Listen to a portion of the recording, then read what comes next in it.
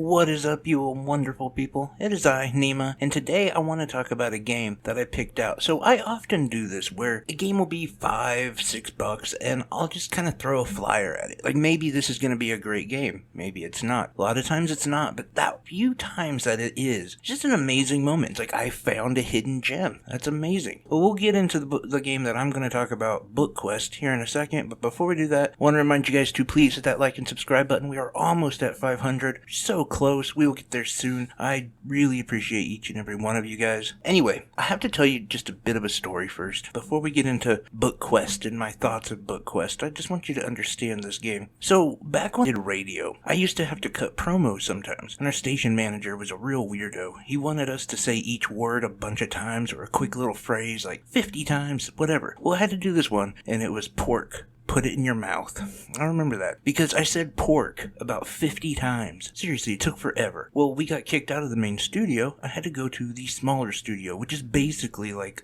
a closet. So it's me and a sound engineer. We're basically shoulder to shoulder at this point, and I'm saying, put it in your mouth. Yes, I'm saying put it in your mouth 50 times, if not more. At some point, I realized just how weird and awkward of a situation it is, as I'm basically rubbing up this dude and going, put it in your mouth. And let me re-establish that we both knew that nothing was weird. This was a job. This is what we're supposed to do. Like, we're just recording audio. But being that close to somebody with saying the phrase, put it in your mouth over and over and over again, as people are walking by the way, we just both realized how horrible of an experience that was. Well, I had to kind of set the ground up because I wanted to show just how bad playing Book Quest is, because that experience was better than playing Book Quest. Yes, that kind of awkward, traumatic experience was better than playing Book Quest. You want another one? You ever had that moment when you're going to the urinal and you realize that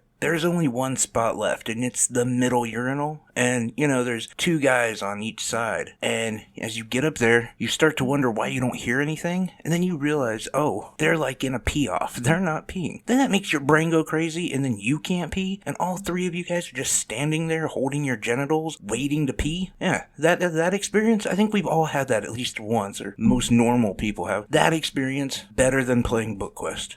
And, okay, no, here's why. Because Book Quest not only does not look very good, Book Quest also is so inconsistent. There's parts of the game that's actually kind of interesting, and they look like it could have been like well manicured, and there's a lot of thought put into it. But at the end of the day, they can't even get the dialogue right. Like that whole all your base belong to us thing. Yeah, that is nothing compared to the dialogue in Book Quest. And again, there's some really interesting parts of this game. For instance, whenever you hit a loading screen, like especially like a bridge, or you end up in kind of a tower type thing, there'll be a mini game that you play. That's really interesting, kind of a cool idea. It didn't dawn on me. This is probably because it takes forever for another area to load, and these mini games are incredibly simplistic, but I still gotta respect at least the creativity. And it made me think, oh, they're putting something else into this game. They're putting something extra. And no, they're not. They're just stretching. That's the whole game, is stretching. Like, for instance, the tower mini game is the most annoying thing I've ever played. Because here's the thing, you have to jump on platforms that are all vertical, right? Some on the left, some on the right. Well, if you only have two options. You can only hit right or left on your controller. Well, to go up, like let's say you're on the left side, you're on the platform, and there's a platform right above you, you have to hit left for it to jump up. If you hit right, you'll just jump off into anything, right? Well, then once you land on the right side, once there's a platform on the right side, you'll jump up there, you have to hit right to jump up. So it gets really confusing, it's really fast, and it takes forever to get through it. I died so many times. I mean, luckily, I have a pretty good muscle memory, because it didn't take as long as it could have, but I honestly could see a lot of people struggling with it. Then, there's the boss, the dragon. This guy is a bullet sponge from hell. I hit him I don't know how many times, and I actually thought like this was taking so long. I actually thought, well, surely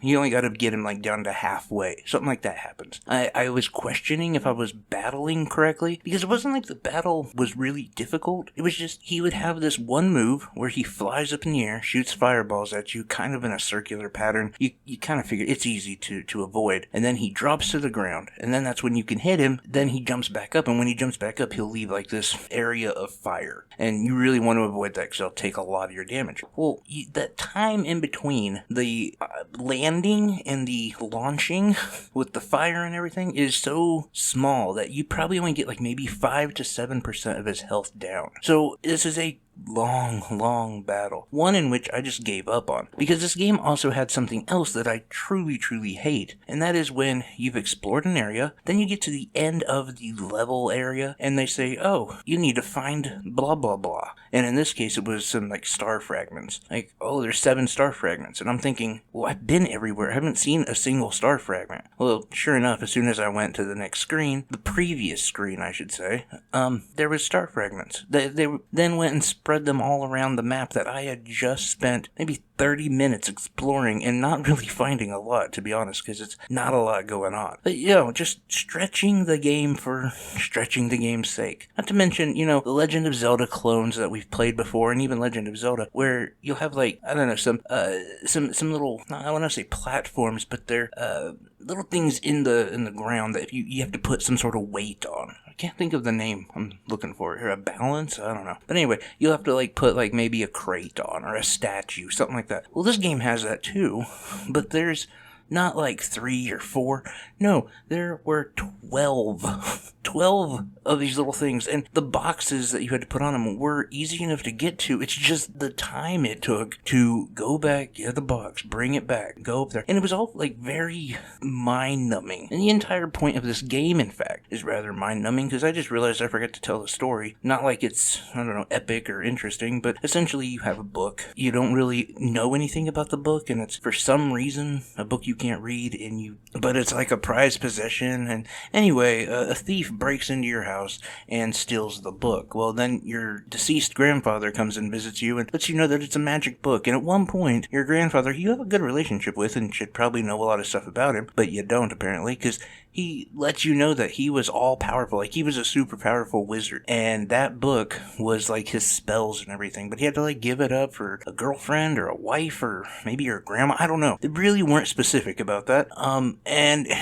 he wants you to not only get the book back, obviously, but also get revenge, and that's how this game really takes off. It, like I said, there's moments where this game actually seemed kind of cool and seemed kind of fun. And that's actually ultimately why I hate this game. Because I hate when a game can get some things right and you can actually visualize it being a good game. But, I don't know, laziness or what it is, they just decide to get away with cheap tactics to make the game longer, to make enemies more difficult. Even though they can't program proper AI, they just make it harder to do damage to them. That kind of stuff. It's weak. And honestly, I do not suggest purchasing this game. Anyway, let me know in the comments section below if you were looking at it, if you thought about it. It's a super long video for a game that I really don't like and didn't even really talk that much about. But anyway, we'll see what I put in the actual video part. I love you guys. You have a great day. Take care.